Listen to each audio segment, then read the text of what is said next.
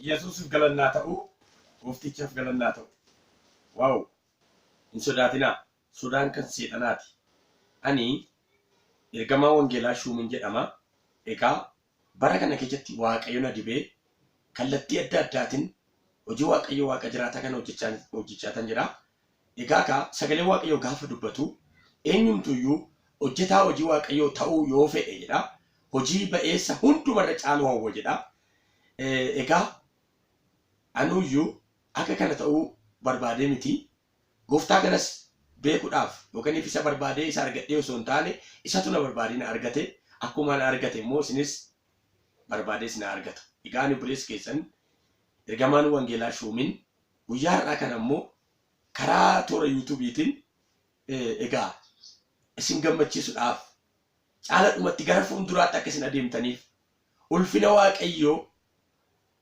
fayyisu waaqayyoo isinitti muudhaaf gara kanatti dhufeen jira ameen Yesuus galanna ta'u dhugaa waaqa jiraatan isinin jedha osoo mana ilaaltanuyyuu gammachuudhaan kan guutamtan jirtu waan tokkodha mana egaa bilbila koo keessa dhuga baatii baay'eetu jiru jechuudha akkasumatti gammachuudhaan hin guutamtu amma hafuura gammachuu gaafa nan jedhu egaa ijoolleen baay'een hafuura gammachuu hafuura kolfaatiin guutamanii afaan haaraan guutamanii dhugaa naa baanii jiru jechuudha wanta ajaa'ibuudha jechuudha karaa toora telegiraamiitii fi toora WhatsAppitiin tajaajila akkasuma immoo egaa ammaan tana waaqayyo na gargaaree karaa toora onlaayiniitiin egaa waldaa gimbii jabaa kan jedhamu kireetii godhee waldaa gimbii jabaa kana jalatti immoo egaa inni tokko guutee gara isa lammataa gara isa sadaffaa kan jedhu egaa iddoo afuritti jechuudha akka biyya lafaatti jechuudha waldaa afur hundeessee jira jechuudha waaqayyoof galanna ta'u egaa kanatti kan inaafu seexana duwwaadha isin gammadu jedhee nana mana egaa warri immoo teekinooloojii akka kanaan beekne egaa nuyi miqayyinatiin qabnu koottatu hojjedha hojii waaqayyoo harka waaqayyoo sanirraan darbee hidhaa dhalootaa yoo hiikee egaa inni isiniin darbee too hidhaa dhalootaa hiiku sun immoo wanta ittiin tajaajiltan isiniin dhorkatu jechuudha waaqayyo eenyumarree beelessee hin beeku garuu bu'aan argadha jettee too kallattii kanaan hojii waaqayyo hojjechuu kan dhuftu ta'e egaa siif gaarii miti jechaa too garuu bu'aa irratti osoo hundaa'in ani baqa hojii waaqayyo hojjechuun barbaada karaa kanaan edha hojiin waaqayyo hin hojjetamaa jettanii tirree yoo kan dhuftan ta'e egaa balballi banaadha jechuudha Yesuus galannaa ta'u keechumattuyyuu obboleewwan dhokattaniitu dibanni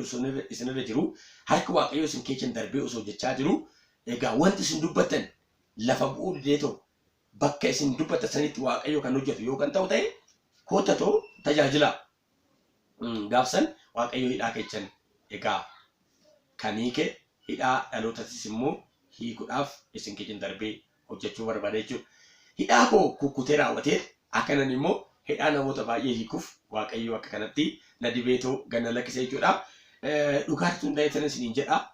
Egaa kanammoo ana miti kan fayyise gooftaa Yesuus jechuudha. Egaa wanta baay'ee isinitti argisiisuu nan danda'a. Karaa WhatsAppitiin akkasuma immoo karaa Telegiraamitiin na dubbisuu dandeessu jechuudha. Bilbila koo dhumarratti isiniifan kenna. Kanaafiyyuu wanta gurguddaa waaqayyoo hojjete egaa dhuga baatiin na bira jira jechuudha.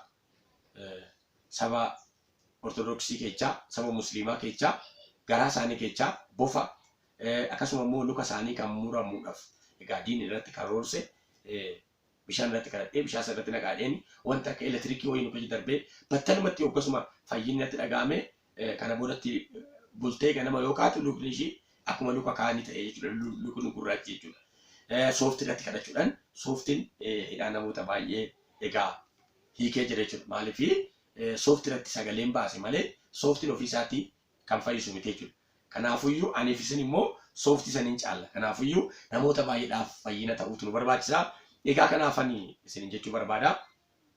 Faarfannaan isin waraabe jetti.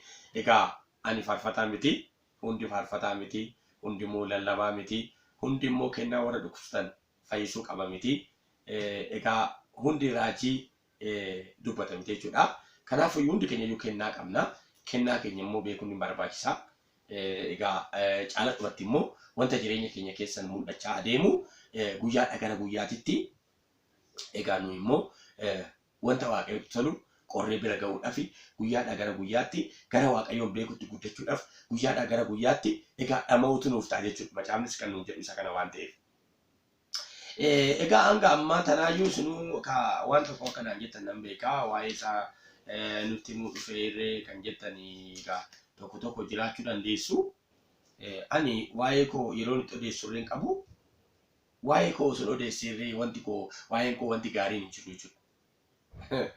Karaa toora YouTube kanaan warroonni na ilaaltanii egaa na beektu jechuudha. Ani egaa obboleessi keessan Shumin amma waaqayyo seenaa koo jijjiiree akka kanatti hojii wangeelatiif dhibee na kaase. Egaa karaa toora televezyiiniitiin akkasuma immoo karaa toora YouTube'itiin kallattii Facebook'itiin toora intarneetaa hundumaa yeroo kana ilaaltan waa'ee mucaa kana hin beeknaa turre kun biyya rakkisaa ture magaalaa Finfinneetti rakkisaa kan ture akkasuma magaalaa Adaamaatti rakkisaa kan ture egaa biyyoota magaalota Itoophiyaa keessatti egaa iddoo muraasa malee waliin ga'een jira jechuudha. Egaa baay'ee rakkisaan ture jechuudha. Waaqayyo garuu achii na baase jechuudha. Achii na baase hojii isaa kan hojjedhuuf egaa amma dibeetu egaa karaa toora intarneetaa kanaan akka kanatti ergaa qabadheetu dhufe jechuudha. Dursa immoo kanani waa'ee hojjechuu waaqayyo isinitti himee fi barumsi inni sirriin jedha macaafa Xiimotewos kana keessatti barumsi inni sirriin maalidha hojjettanii fayyisuu waaqayyoo dubbachuudha jedha. Fayyisuu waaqayyoo dubbachuudha jedha. Barumsi inni sirriin iyyuu jechuudha. Egaa obboleewwantoo gaarummaa waaqayyoo dubbachuudha jechuudha. Maal jedhaa? Macaafa tokkoffaa Xiimotewos Miraafii 1 lakkoofsa 11tti barsiifni sirriin jedha kun immoo wangeela isa waa'ee ulfina waaqayyoo eebbifamaa dubbatuudha jedha. Inni jedha akka inni isa lallabuuf hadaraa anatti kennameera jedha. Yesuus galannaa ta'u.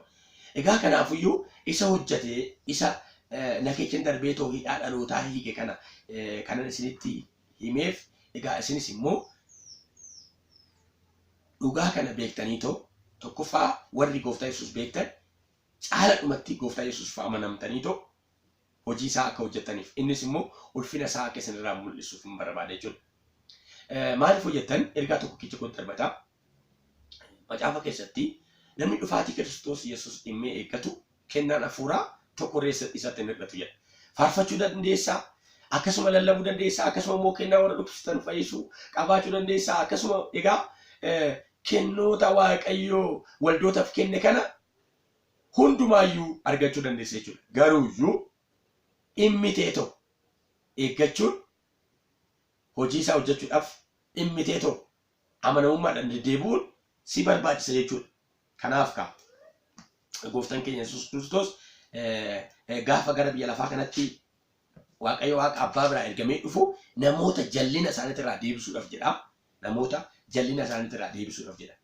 Egaa maaliif achi dhatte akkanaan hin jenneef egaa guyyaadhaa kanaa gara ergaa kootti seenuun duratti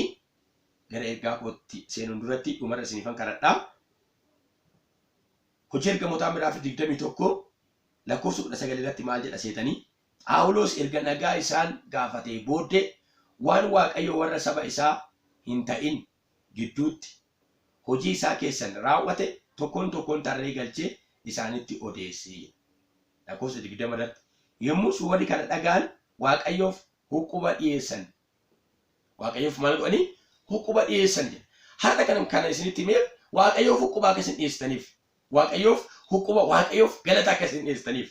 Egaa waaqayyoon anaaf isin keechan goreeto hidhaa namootaa eega jechuudha. Wanta isin ajaa'ibuudha. Hawaariyaa kana duubatti deebineetoo yoo ilaallu hojii ergamootaa midhaaf 19 lakkoofsa 11 irratti waaqayyo dinqii takkaa hin beekamin harka Phaawulosin in raawwata ture jedha. Kanaafis jedha irbeen inni ittiin dafqa isaa haxaa'atu yookiis maratni isaa warra dhukkubsatanitti yommuu geeffamu dhukkubni isaanii isaan hin dhiisaa jedha. Hafuuronni hamoonnis keessaa in ba'uu turan jedha. Wanta nama ajaa'ibuudha. Hafuuronni hamoon namichi akkuma kiyya kana kootii tokkorra yoo kan qabaatu ta'e egaa garuu kootii kana irraa baafatanii qullaa dhoofanii kootii biraa kennaniifit kan ammoo addaan kukkutatanii too adeemu jechuudha. Addaan kukkutatanii adeemu dhaqanii too dhukkubsataa irra godhan dhukkubni isaan irraa ka'ee deemu. Dhaqanii too warroota jinniin keessa jirtu yoo ta'an jinniin keessa hiitee baati. Gaafa dhugaan kun naaf galu anaalirree hin hojjeta waaqayyo kun kan jedhu nama jechuudha. Siinirree hin hojjetu anaalirree hin hojjetu. Amani gooftaa Yesuus Kiristoos duuka bu'i. Hafuurri sodaa jireenya kee irraa galabbata. Yesuus galannaa ta'u. Egaa yoon tuqamee akka nama bachaayitan ta'a. Egaa sirriitti hordofuu qabaatu jechuudha. Dhugaa waaqa jiraata. Hanguma jalqabeerra hanga ammaatti osoo lolli tokko hin jiraatin dhaggeeffachaa jirta taanaan baay'ee cimtuudha. Ayyaanni waaqayyoo egaa gara fuulduraatti si adeemsisaa jira jechuudha. Yoommoo hamuummattee hiixattee si jibbisiisee maali kun jettee ta'u kan keechaa baatu ta'e rakkina qabda. Kan si jibbisiisee eessa seexana malee situ jibbe miti. Maaliif hojjettee ergaan qabaan ergaan fideetoo dhufe malee waa'ee koo sitti haasa'uuf miti jechuudha. Hawaariyaan Phaawulos kaleessa tajaajila isaa keessan waaqayyo darbee wanta hojjete tarree galchee sabatti odeesse. Ani bilbila koo keessatti osoo dhuga baatiiwwan as keessa jiru tokkoon isaa as keessa baaseetoo isinitti kan agarsiisu ta'ee bilbila kana keessatti kanan egaa ol kaa'ee osoo kanan isinitti agarsiisu ta'ee dhugaa waaqa jiraata amma kana kan hin jedhamne baay'een as keessa jira jechuudha. Baay'een jechuudha as keessa jira jechuudha. Kan namoonni dhuga baatii isaanii narratti ergin jechuudha. Yesuus galannaa ta'u. Kanaafuyyuu egaa kanan kan isin jedhu kun hundumtuyyuu dhuga baatiidha badaa mul'atu fakkaate kun hundumtuyyuu dhuga baatii namoonni ba'an kuuwwan egaa keecha isaaniitii hanga dhiiga balaqqeessuu dirasii araboonni dirasii fayyanii jiran jechuudha as keessatti. Egaa anuyyuu viidiyoo maaniin qabu egaa yeroo sanitti namni egaa waraabetoo viidiyoo dhaan teessise waan hin jirreef garuu kan isin jedhuufi kan ergamu karaa yuutuubiitii waan ta'eef kun amma garaa namaa keechaa bahee jechuudha. Garaa namaa keechaa bahee wanta isin ajaa'ibuudha. Kuni garaa namaa keechaa balaqqeessisuudhaan bahee jechuudha. Dhiiga jechuudha. Kaanseriitu garaa keechaa akkanatti balaqqeessisuudhaan bahee jechuudha. Baay'ee mul'atu. Gara fuulduraatti egaa annoodhaan isin erguu nan danda'a jechuudha. As keessatti sheerii godhuudhaan isinifan ergaa. Gooftaadhaaf galannaa ta'u akkuma isin jedhe dhumarratti bilbila koo isinifan laadhaa. Dhuftanii too egaa laaluu dandeechu jechuudha. Maaliif jettan amantanii too Iyesuus gooftaadha yoo siin jedhu amiin akka itti jettuuf jechuudha. Bara kana keessatti egaa kaa sagalee Waaqayyoos akkasuma jedhee jira. Dhaloonni egaa abbumti barbaade Iyesuus kana duuka bu'i yoo isaan jedhe duukan bu'u namni. Maaliif jettan firii nama sanii ilaala jechuudha. Adeemsa nama sanii ilaala jechuudha.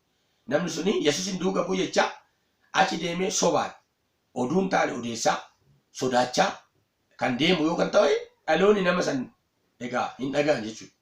Garuuyyuu dhugumaan harka Waaqayyoo isa keessa darbee hojjetu, dhugumaan barsiisaa dubbii Waaqayyoo nama hubachiisu, dhugumaan daandii Waaqayyoo kan namatti agarsiisu yoo kan ta'u ta'e dhugaa Waaqa jiraataa kaleessa obboleewwan dargaggoota baay'ee saba gidduutti ayyaana gaarii qaban tokko ilaalla. Hojii ergamootaa keessatti hojiidhaaf warra filataman maal godhuudhaaf hiyyeessotaaf nyaata akka kennan akkasuma immoo egaa warroota akka kanatti duuqqinaadhaan yookiin immoo egaa ergamuudhaan tajaajiluudhaaf ergamuudhaaf jechuudha. Luka isaanii illee dhiquu ta'uu danda'a, uffata isaanii miicuu ta'uu danda'a. Akkasuma immoo egaa kallattii adda addaatiin ergamoota tajaajiluudhaaf jechuudha.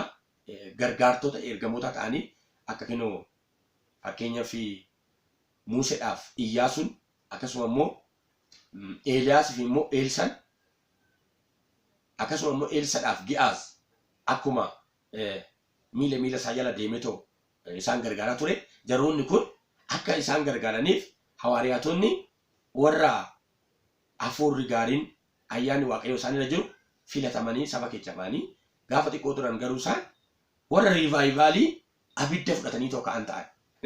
Yesuus galannaa ta'u. Ija jabummaadhaan wangeela dubbachuu jalqaban jechuudha. Egaa kaa kaleessa kan waamamaniif kan filatamaniif hiyyeessotaaf nyaata kennaa hawaariyaatotaaf ergamuu kanaaf waamaman. Garuuyyuu hojii isaan amanamummaadhaan waan hojjetaniif hafuurri Waaqayyoo isaan irratti bu'ee hangam Samaariyaa gaggaragalchuu isaanii mortoota baay'ee daftara ittiin xibaaran fidanii too fuula isaaniitti fuula ergamootatti akka isaan guban kan goosisan egaa ergamoota gooftaan Yesuus Kiristoos egaa isaaniif saba keessaa fooyyessan jechuudha. Yesuus galannaa ta'u. Egaa amma kanan dubbachaa jiru anuyyuu yeroo kanatti sagalee Waaqayyoo guyyaadhaa kana jireenya keessan haaressuudhaaf jireenya keessan boqochiisuudhaaf akka kanatti gara keessanitti dhufe jechuudha. Yesuus galannaa ta'u. Akkuma nama isiniin jedhee hojii ergamootaa keessatti hawaariyaan uffanni isaa seexana yoo baasu argina. Uffanni isaa dhukkubsattoota yoo fayyisu argina. Hawaariyaan Phaawulos maaliif hawaariyaa Phaawulos irraa kaasee egaa caalatti ani immoo hawaariyaa Phaawulos caalaa nama cubbamaan ture jechuudha. Wanta baay'een hojjechaa ture jechuudha. Rakkisaan ture jechuudha biyya lafaa kanarratti. Ari'achaan ture jechuudha. Warra Kiristoos Yesuus amananis baay'eetiin mormaatan ture jechuudha. Egaa kanaafiyyuu waamichi na qaqqabee gaafa dhufu waa'ee hawaariyaa Phaawulos kana gaafa argu isa ajjeesaa ta'e san erga inni uffatuma isaatinuu namoota kan fayyisu ta'e anaan immoo kana caalaa hojjetamtu kan jedhuun amane jechuudha. Maaliif cubbuun kiyyaas caalaa waan ta'eef innis immoo humna isa caalumatti dabale jechuudha amane jechuudha. Yesuus galannaa ta'u. Hawaariyaan Phaawulos ani hunduma caalayyuu cubbamaa isa baay'ee rakkisaa nama duunii maluuf jedhe. Waa'ee ofiisaa dubbata. Dooma maariifaan maal jedhee cingaafna jedhe. Ani nama waa'ee hin baafne jedhe. Garuu jedha waamichatu na qaqqabe jedha. Waamichatu na qaqqabe. Kanaafan gara gooftaatti dhufe jedha. Haleluuyaa. Ergamaa ta'ee tanan jedhe. Ani jedhe xibaartonni takka takka jedhe. Waggaa baay'ee turree jirra. Kanaaf nu beekamtii qabna. Yuunivarsiitii gurguddaa irratti baranne. Ati kaleessa dhuftee raawwattee immoo icha dhuftee eenyutti ergamaa si godhe jedhanii yoo naan mormaniyyuu ani firii baay'een qaba kinoo jedhe. Lubbuu baay'eetu gara kootiin fayyee lubbuu baay'een gara mootummaa isaatti fidee Kanaafuyyuu ani isaaniif yoon ergamaa ta'uu baadhe isaaniif yoon hawariyaa ta'uu baadhe isiniif hawariyaa jedheen saba Waaqayyoo dabarsee isaaf kenne san egaa of fuulduratti ilaalatu jechuudha. Isin anaaf bu'aa kooti jedhe. Isin anaaf badhaasa kooti jedhe. Kanaafiyyuu egaa hawariyaan Phaawulos akka kanatti harka Waaqayyoo isa keessa darbee hidhaa namoota baay'ee yoo hiikuu hin argine jechuudha. Har'a dhugaa Waaqa jiraatan isiniin jedha. Anaaf isin keessanis Waaqayyoo darbee hidhaa dhalootaa hin hiika. Ana keessa hidhaa dhalootaa kan hiikutu humni guddaan na keessa jira. Egaa kadhachuudhaan duratti kanaafiyyuu iddoo kana hubattanii jirtu jechuudha. Egaa nama cubbamaa nama rakkisaa saniin Waaqayyoo wanta hojjete jechuudha. Waaqayyoo dinqii takka hin beekamin harka Phaawulosin in raawwataa turedha. Kanaafis erbeen inni ittiin dafqa isaa xaatu yookiis maratni isaa warra dhukkubsatanitti yommuu geeffamu hafuuronni hamoonnis keessaa inni ba'uu turan. Yesuus galannaa ta'u. Egaa ka obboleewwan ta'u carqiin Phaawulos uffate kalee ajjeesaa kan ture sun gaafa Kiristoos isaaf galee Kiristoos duuka bu'uudhaaf foonii fi dhiigaan osoo hin mari'atin bakka murteessee Kiristoos duuka bu'e jechuudha. Yesuus galannaa ta'u. Nama anaaf duuni bu'aa kooti jedhee jechuudha. Hawaariyaan jechuudha. Kanaafiyyuu harki Waaqayyoo isa keessa darbee hidhaa namoota baay'ee yoo hiiku gaafii namoota baay'ee yoo deebisu sagalee Waaqayyoo kana keessatti hin argine jechuudha. Waan baay'ee du'aan akka isaatitti yoo ka'u dinqii gurguddaa nama kana hin jedhamne yoo isaan hin ta'u hawaariyaatota jechuudha. Egaa garuuyyuu hawaariyaan kun gara fuulduraatti akkana dhufeetoo waan tokko yoo jedhu hin argina. Waan tokko yoo jedhu hin argina. Macaafa keessan baafadhaayi. Roomee miraafii 12 baasami. Roomee miraafii 12. Roomee miraafii 12 lakkoofsa 3 irratti akkas jedha. Ayyaana isaanaaf kennameen namni waan yaaduun isaaf ta'u caalatti akka of hin yaadne tokkoon keessanitti nan hima. Garuu adduma addaan akka amantii isaaf kennametti akka of ilaaluun ta'uufitti haa yaaduu jedha. Ani kanan barbaade namni wanta ta'e walitti ta'uun yaalini kan jedhu kana jechuudha. Egaa ergaa kanan qabadhee dhufe kanan egaa akka isin fayyitan akka immoo humni fayyisu isin keessatti darbu isinitti meef namoonni baay'een namootas karaatti kan hambisaa jiran ofiifis karaatti kan hafaniif wanta ta'anii olitti ta'uu yaalaniiti jechuudha. Wanta ta'anii olitti ta'uu yaaluun gara du'aatti nama geecha jechuudha. Hawaariyaan Phaawulos faarfataa yoo taate faarfadhu. Raajii yoo taate raaji. Kennaa warra dhukkubsatan fayyisuu yoo qabaatte bakka kanatti. Egaa ani akkas jetteetoo ofuma keetii wanta hin ta'in ta'uun yaalini jedha. Yesuus galannaa ta'u. Hawaariyaan Phaawulos ani jedheen yoo isinuyyuu egaa nu jalqabarraa warra turreedha beekamtii qabna warri jettan yoon nasimachuudhaa baataniyyuu ani kinoo firiin koo hin argama jedhee firiin koo hin mul'ate. Phexros kaleessa gooftaan Yesuus qulfii itti kennisan mul'inatti ittiin morme jechuudha hawaariyaan Phaawulos jechuudha. Har'as immoo jallina keetitti nama siin mormu hin jibbin. Wanta taate olitti ta'uun yaalin. Namoonni baay'een egaa raajummaa sobaatiin namoota baay'ee dogongorsiisaa jiru jechuudha. Ganzabarraa cirachaa jiru jechuudha. Kun immoo barbaachisu. Ilaa warri kennitanis warri raajanis ergaa dhaggeeffadhaa. Egaa tokkoffaa inni wanta hin ta'in ta'uu yaaltu sun hin adabamta. Hin adabamta. Ati immoo jireenya kee keessatti wanti jireenya kee haaressu erga dubbatameen boodatti jireenya kee keessa wanti darbee jireenya kee haaressu wanti si gammachiisu barrii miti. Wanta ati dhaabdisanii miti. Waaqayyo wanta nu barbaannu wanta nu dhimminee barbaannu nuu kenna osoo hin taane wanta nu barbaachisu nuuf kenna. Wanta ati dhimmitee barbaaddu tarii wanta si balleessu ta'uu danda'a. Waaqayyo immoo wanta si barbaachisu siif kenna jechuudha. Abbaan ilma isaatiif wanta isa barbaachisu isaaf kenna. Abbaan fooniin kwaa. Daa'ima waggaa lamaa tokko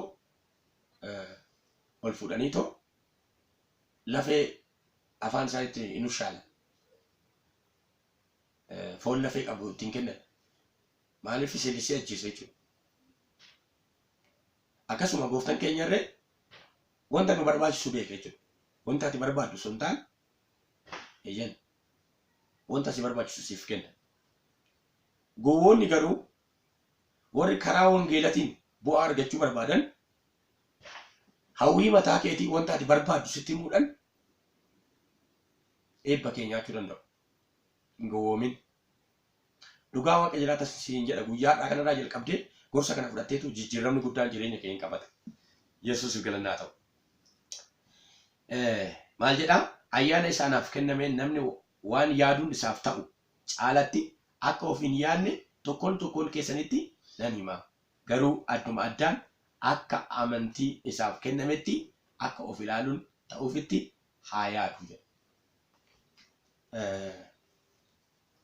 Amaariffaan maal jedhaan hundoomni of tuulummaadhaan jedha. Of tuulummaadhaan.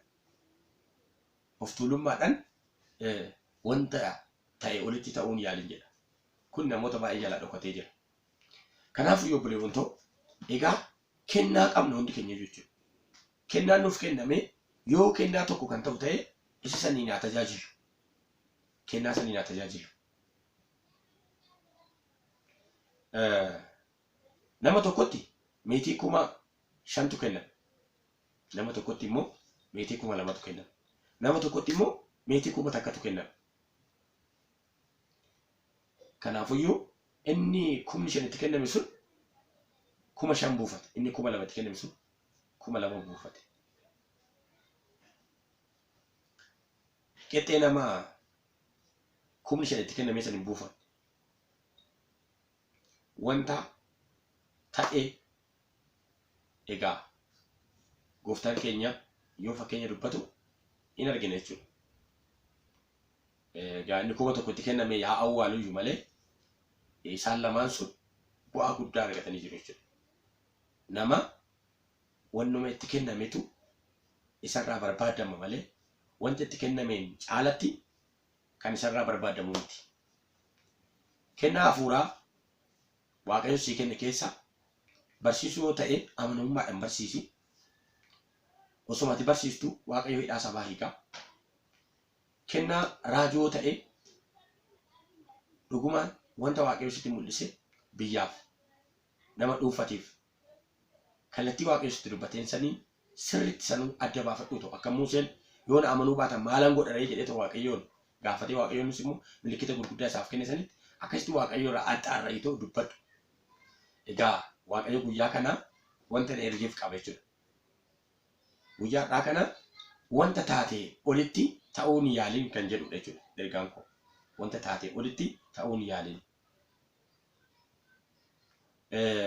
Xiqqoo beektee akka waan hunduma beektee of hin se'in.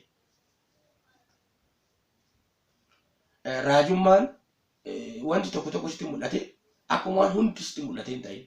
Sababni isaa maaliif? Hawaariyaan Phaawulos raajummaa yoo ta'e qoonnee dubbannaa akkasuma immoo beekumsa yoo ta'e qoonnee beeknaa jedha. Na qoonnee beekna nuyi nama jechuudha. Qoonnee beeknaa wanta Waaqayyo nutti mul'ise dubbannaa wanta Waaqayyo jedhe nuun jedhe jenna. Amma osuma ta'u kana abiddi Waaqayyo baay'ee na tuqaa jira jechuudha. Baay'ee na tuqaa jira. Yesuusiif galannaa ta'u. Mootichaaf galannaa ta'u. Egaa guyyaadhaa kana Daqiiqaa 30 irratti nan dhaabaa. Bilbilli koo Duwwaa 913 48 34 Duwwaa 6 warri gaafii qabdan na gaafachuu dandeessu. Azalaan garuu kadhata isiniifan ergaa egaa harka keechan gara iskiriinitti qabdaniitu yoo ammin jettan dhukkuba keechan kamirraayyuu fayyitu dhuftanis immoo dhugaa hin baatu. Egaa Waaqayyoof galannaa ta'u. Akka kanatti Waaqayyo guyyaadhaa kan hidhaa keechan ni hiika. Gaafii keessanis hin deebisaa. Kallattii toora intarneetaa hundumaan argachuu dandeessu. Egaa dhukkuba keechanitti fayyitu akka dhukkubsattoota fayyifnuuf dibanni nutti kennamee jira. Kanaaf gooftaan koo Yesuus dachaan isin haa eebbisu. Baay'ee guddaa eebbifamaa. Baay'ee guddaan isin jaaladhaa. Gooftaan koo isin haa eebbisu. Eebbifamaa.